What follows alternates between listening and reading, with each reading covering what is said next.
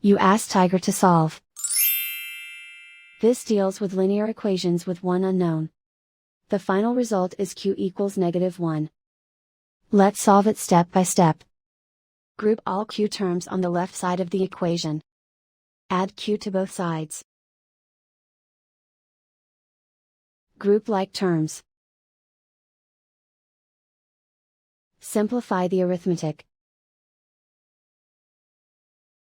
Group like terms. Simplify the arithmetic.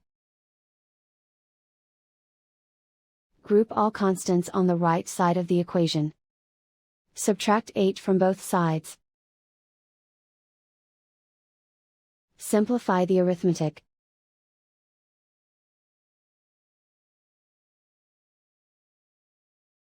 Isolate the q.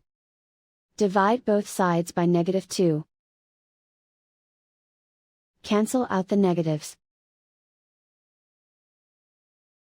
Simplify the fraction. Move the negative sign from the denominator to the numerator. Simplify the fraction.